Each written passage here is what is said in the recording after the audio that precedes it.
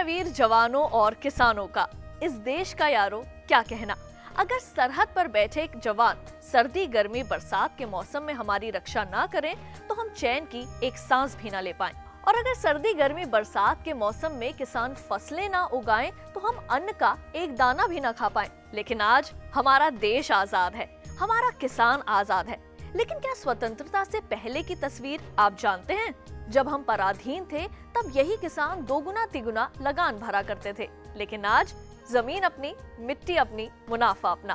प्राचीन काल में मानव स्वास्थ्य के अनुकूल और प्राकृतिक वातावरण के अनुरूप ही खेती की जाती थी, जिससे जैविक और अजैविक पदार्थों के बीच आदान प्रदान का निरंतर चक्र चलता रहता था, जिसके फलस्वरूप भूमि, जल, वायु और वातावरण प्रदूषित नहीं होते थे। किसान जैविक खाद के रूप में गोबर का प्रयोग किया करते थे।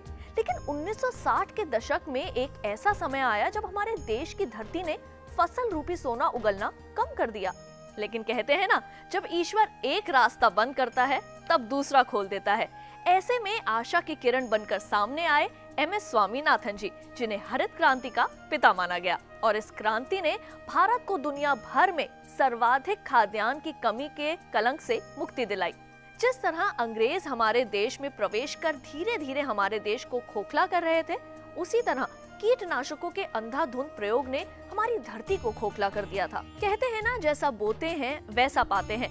अच्छी उत्पादकता लेने के लिए तब जो कीटनाशक डाले गए थे, उनका भुगतान आज तक करना पड़ रहा है।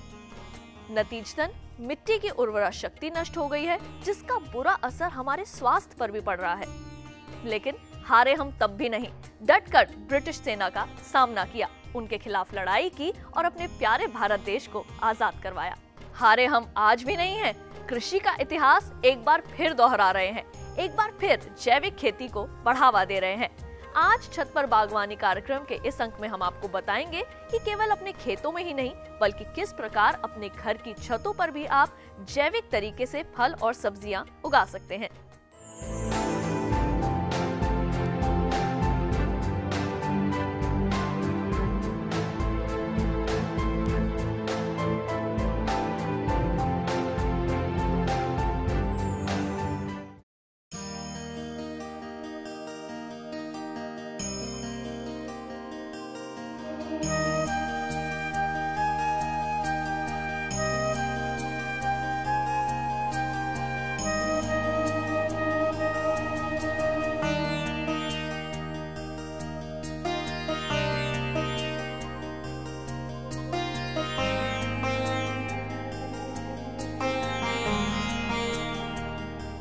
खेती कोई नया चीज़ नहीं है, ये हमारे पूर्वज लोग करते रहे हैं। लेकिन इसमें जो साइंटिफिक समावेश किया गया, जो हमारे बैक्टीरिया हैं, जो हमारे फंगस हैं, इनपुट्स हैं, इसमें जो मेन बढ़ावा दिया गया कि आप अपने आप इनपुट अपने घर पे बनाएं, अपने खेतों में बनाएं। तो अभी कुछ 2 सालों से आपको ये जागरूकता आई है कंज्यूमर में और ख़ास तौर से घरों में, कि वो अपने आप चाहते हैं कुछ हमें सेफ़ फूड मिले। सेफ़ फूड के नाम पे लोग इसकी तरफ अग्रसर हो रहे हैं।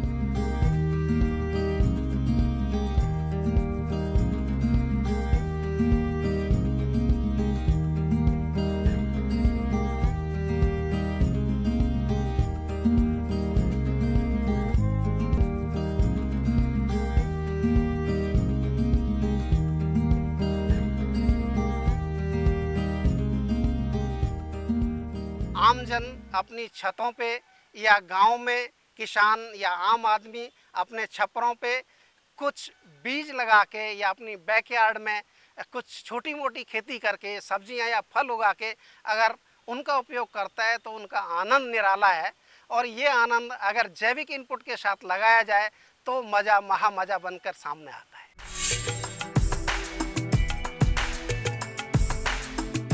मिर्ची की बात करें, बैंगन की बात करें, टमाटर की बात करें या भिंडी की बात करें, इनमें से 2 तरह से हम लोग इनका ट्रीटमेंट करते हैं। एक तो बीज का सीधा उपचार और एक पौधदार उपचार। तो हम सबसे पहले बीज उपचार की बात करेंगे। बीज उपचार जैसे भिंडी है, ये बीज उपचार से लगाई जाती है। या इस तरह से अगर हम स्वीट कॉर्न की बात करते हैं या करेला की बात करते हैं, लौकी की, तोरई की बात करते हैं, ये सीधे बीज बोए जाते हैं। और इनके बीजों के लिए हम जो घर में पाए जाने वाली जो देसी चीज़ें हैं, इनसे इसका उपचार कर सकते हैं। देखिए, सबसे पहले जो सिंपलेस्ट रेसिपी है ये है हमारी लस्सी या छाछ या बटर मिल्क।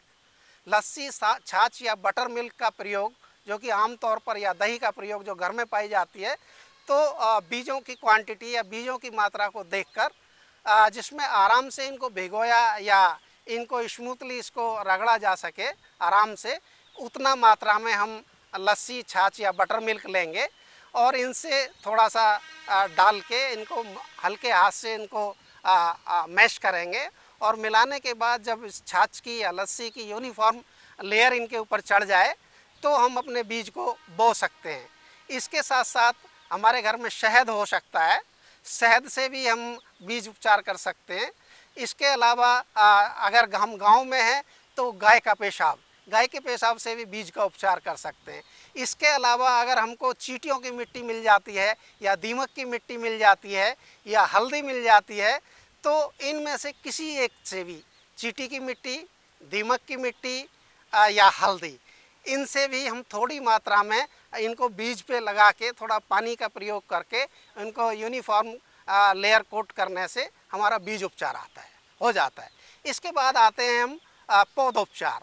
ऐसी सब्जियां हैं जिनकी आमतौर पर पौध लगाई जाती है, जैसे मिर्ची है, आपका गोभी है, टमाटर है, बैंगन है, प्याज है, या ऐसी जो भी सब्जियां हैं जिनकी पौध लगाई जाती है, तो इनकी पौधों को इनकी जो पौध होती है उस पौध को या तो लस्सी में ट्रीट कर सकते हैं या हम जो ताज़ा गाय का पेशाब है इससे इसका ट्रीटमेंट कर सकते हैं, या हम पंचगव्य के बारे में बात करते हैं जिसमें गाय का गोबर, गाय का पेशाब और गाय का दूध, दही और मक्खन, इन 4-5 चीज़ों का मिश्रण होता है और गाय से ये जितनी मात्रा में प्राप्त होते हैं उसी रेशो में ये लें और जितनी हमारी जो पौध है, पौध के हिसाब से ये पंचगव्य तैयार कर लें और 3-4 दिन पुराना पंचगव्य में अगर थोड़ा पानी मिला के ये पौध को आधा से 1 घंटे रखते हैं तो पौधों में क्या है कि कई तरह के हार्मोन,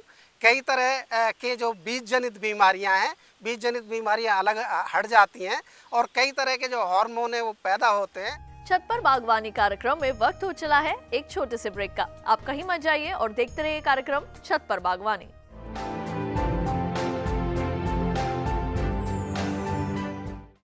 आस्था के सागर में हो जाएं सराबोर, प्रभु की अनुकंपा से बंधे जीवन की डोर, सफल और सार्थक बनाएं अपना जीवन, आशा और विश्वास जगाए जीवन दर्शन, रोजाना सुबह 6 बजे। हर गांव पर नजर, हर तकनीक पर पकड़, खबर मौसम की हो या हो हाट बाजार, हम आपको दिखाएंगे देश की प्रमुख हलचल और खेती बाड़ी से जुड़ी सभी अहम खबरें। देखते रहिए किसान समाचार, रोजाना शाम 7 बजे।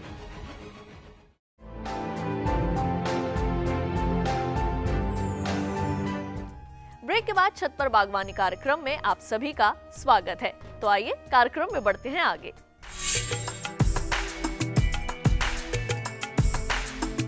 जैसा कि नाम से पता लगता है, पंचगव्य यानी कि ऐसी 5 चीज़ें जो हमें गाय से प्राप्त होती है, जैसे गाय का गोबर, गौमूत्र, दूध, दही, घी, तो इन सभी चीज़ों का हम इसमें इस्तेमाल करेंगे।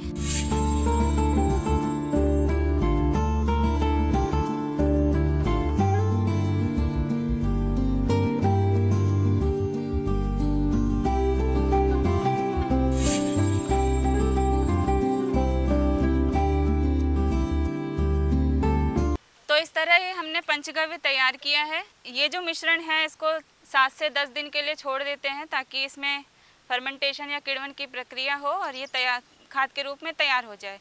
और ये बहुत अच्छी खाद है। अगर हम इसको गमलों में इस्तेमाल करें, घर में जो हमारे किचन गार्डन होते हैं या टेरेस गार्डन होते हैं उसके लिए इस्तेमाल कर सकते हैं। भू अमृत का जो प्रयोग है हम किचन गार्डन में या टेरेस गार्डन में या ऑर्नामेंटल प्लांट या गमलों की मिट्टी को दुरुस्त रखने के लिए इसका प्रयोग करते हैं। पुष्प पंचगव्य या भू रक्षा अमृत बनाने की विधि के बारे में बात करते हैं तो इसमें जो गाय के 5 उत्पाद हैं, गाय का गोबर 4-5 किलो, गाय का पेशाब 3-4 लीटर, गाय का दूध 1 से 2 लीटर, गाय की लस्सी 1 से 2 लीटर, मक्खन 100 ग्राम, करीब 1 पाव से 1.5 पाव बेसन, 1-1.5 पाव मेथी का आटा, 1 से 1.5 पाव हम लेते हैं खल। इसके बाद पके हुए केले या कोई भी फल जो ज़्यादा पका हुआ हो, और इसके साथ साथ हम लेते हैं अच्छे खेत की मिट्टी। इसके बाद इसमें वॉल्यूम मेकअप करने के लिए 8-10 लीटर पानी डाल देते हैं।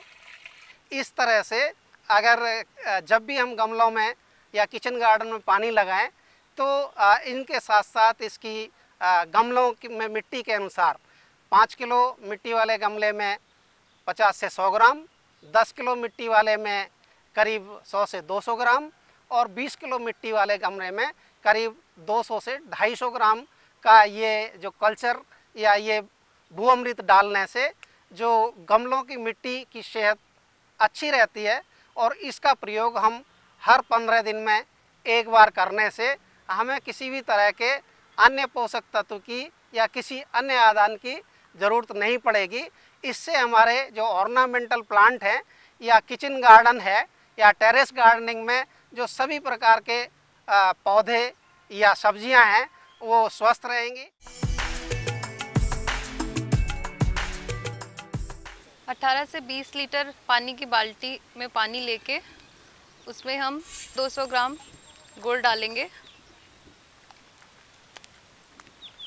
और ये राष्ट्रीय जैविक खेती केंद्र द्वारा जो तैयार वेस्ट डिकम्पोजर कल्चर है, इस कल्चर को डालने के बाद एक डंडे से, लकड़ी के डंडे से हम इस मिश्रण को अच्छे से हिला लेंगे जब तक कि पूरा गुड़ घुल ना जाए और जो कल्चर है वो पूरे पानी में एक समान ना फैल जाए। इस मिश्रण को हम ढक के 7 से 8 दिन तक के लिए रख देंगे और ये तैयार हो जाएगा। हमारे जो वेस्ट है उसको अपघटित करने के लिए हम इसका इस्तेमाल कर सकते हैं। छत पर बागवानी कार्यक्रम में फिलहाल वक्त हो चला है एक और छोटे से ब्रेक का। आप कहीं मत जाइए और देखते रहिए हमारा कार्यक्रम छत पर बागवानी।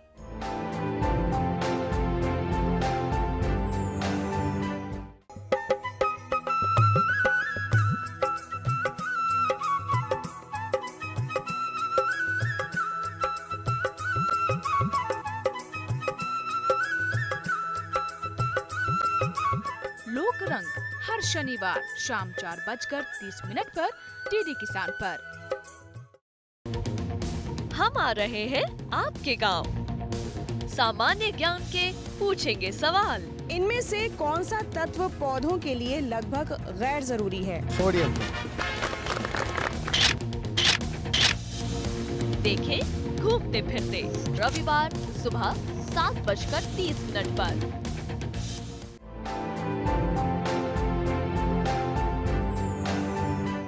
ब्रेक के बाद छत पर बागवानी कार्यक्रम में पुनः आप सभी का स्वागत है। तो आइए कार्यक्रम में बढ़ते हैं आगे और लेते हैं कुछ और जानकारियां।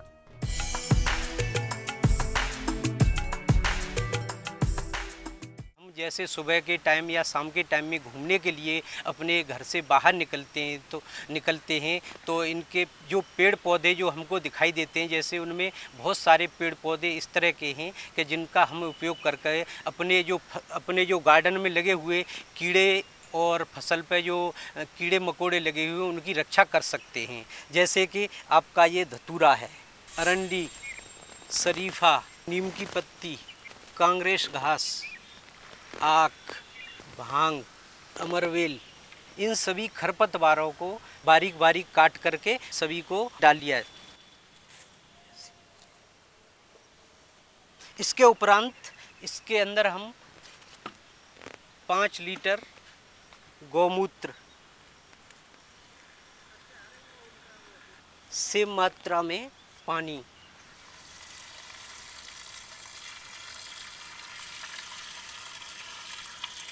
फिर इसके उपरांत इसको हम 10 से 15 दिन के लिए रखा रहने देते हैं। उसके बाद इसको बारीक कपड़े में छान करके जो इसके अंदर का जो रस होता है उसको हम उसको लेकर के 5% का घोल बना करके जो फसल जो आपकी जो terrace garden and kitchen garden के जो पेड़ पौधे हैं उन पर इसका छिड़काव करते हैं, जिससे कि लगने वाले सभी प्रकार के कीड़े हैं वो इससे भाग जाते हैं।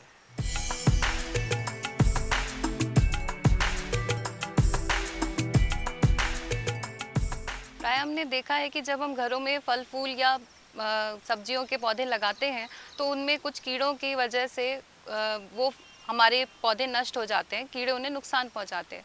उन कीड़ों से बचने के लिए हम बिना केमिकल के कैसे उन्हें दूर भगा सकते हैं, उसके लिए हम एक चटनी का इस्तेमाल करते हैं जिसमें 100 ग्राम अदरक, 100 ग्राम मिर्च का इस्तेमाल करना है, 100 ग्राम लहसुन लेनी है, उसको कूटना और पीसना है। इस चटनी को बनाने के लिए सबसे पहले 4 से 5 लीटर पानी लेते हैं।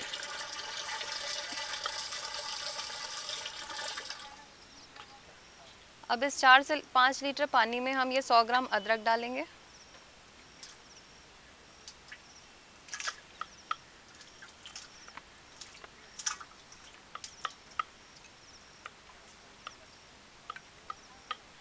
सौ ग्राम कुटा हुआ लहसुन,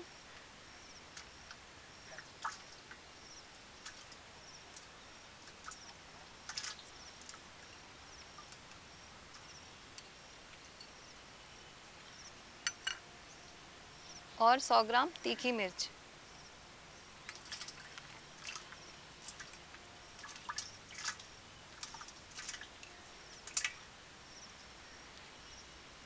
इन तीनों चीज़ों को पानी में मिलाने के बाद उन्हें अच्छी तरह से हिला के इसको 24 घंटे के लिए इस घोल को हम रख देते हैं। इस घोल में जब इन तीनों चीज़ों का अर्क निकल आएगा तो 24 घंटे बाद उसको छान करके उस घोल को हम 4 से 5% उस घोल का इस्तेमाल करना है और अपने जो हमने किचन गार्डन में सब्जियां या फल फूल हैं उन पे हम इसका छिड़काव करते हैं, तो कीड़ों की जो समस्या है उससे हमें निजात मिलती है।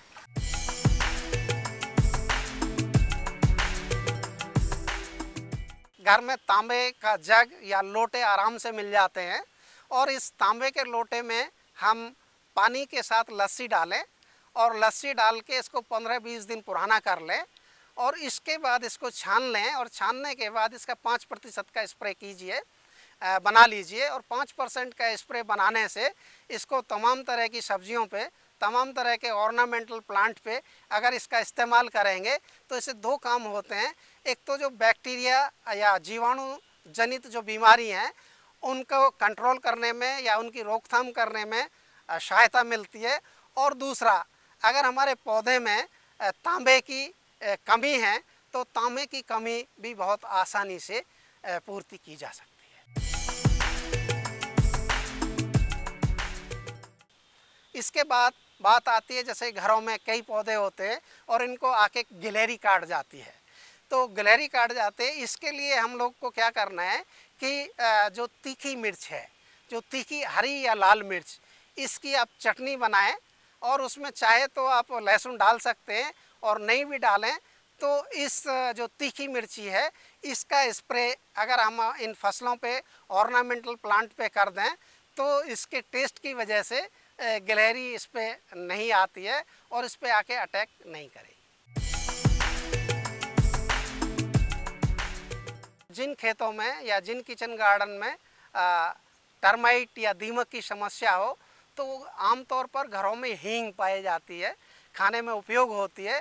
तो 1 ग्राम हींग को 1 से 2 लीटर पानी में घोलें और इसको उन स्थानों पर इसका स्प्रे करें जहाँ पे हमको दीमक की समस्या दिखाई पड़ती है, तो इसका स्प्रे करने से दीमक भाग जाती है। या दीमक के लिए जो मिट्टी का तेल है, मिट्टी के तेल का स्प्रे भी पानी में मिला के किया जा सकता है। मिट्टी के तेल से भी दीमक आसानी से भाग जाती है। चूहे एक आम समस्या है, तो चूहे कई बार घरों में भी पैदा हो जाते हैं या किचन गार्डन में या किसानों के खेत में चूहे एक आम समस्या है।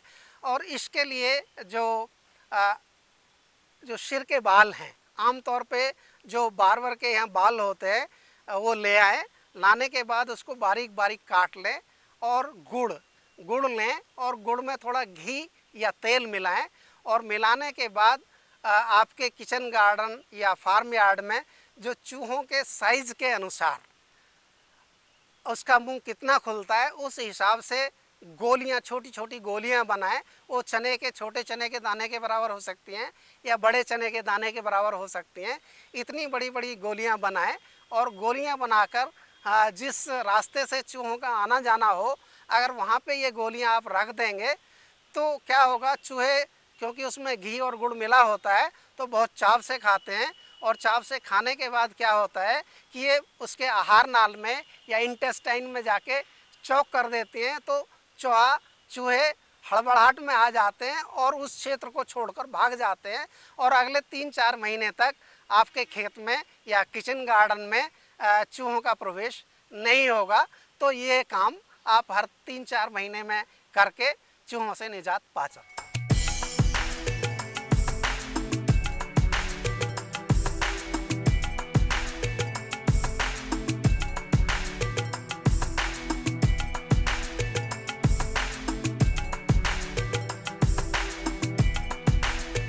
जिस प्रकार अंग्रेजों को हमने अपने देश की धरती से खदेड़ कर बाहर निकाला था, उसी तरह हमने अपनी धरती को भी कीटनाशकों के प्रयोग से स्वतंत्रता दिलानी है। इसी उम्मीद के साथ आप सभी को स्वतंत्रता दिवस की हार्दिक शुभकामनाएं।